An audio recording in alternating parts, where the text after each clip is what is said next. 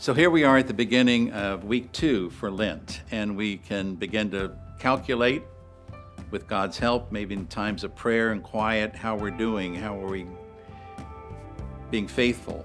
Several years ago, I gave a retreat to some deacons who were preparing to be priests, and I didn't, it was the first time I'd done it, and I knew that they were nervous about being a priest and making a full commitment of their lives. And so one of the talks that I gave them was on being faithful. Now, if you've read the book of Genesis today or heard it in Mass, we see the fidelity of Abraham, who was willing to sacrifice his son Isaac to the point of even raising the knife, and God stopped him. But it showed his deep, deep fidelity to God and ready to do his will.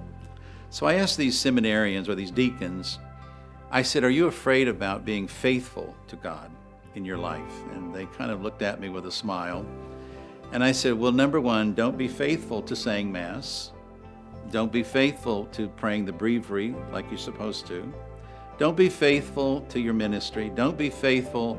And their eyes kept getting bigger and bigger and bigger. Well, what are we supposed to be faithful to?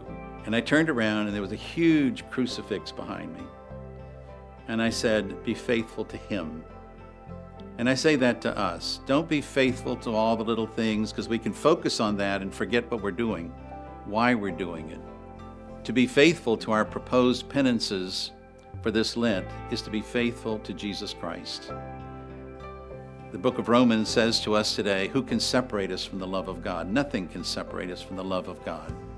And so our fidelity in life for being an ambassador is to be faithful to Jesus Christ, to have a love for Him, a deep love for Him.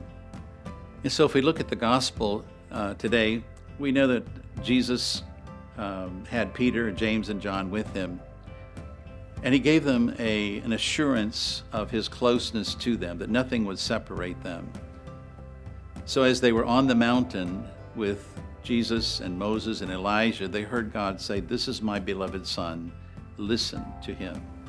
And I think that's the note for us during this second week of Lent, to listen to Jesus Christ, to not be afraid, to not be weak in our turning away from temptations, not be weak in witnessing as an ambassador for Christ, but to be faithful to Jesus Christ, because He is the one that God has given us.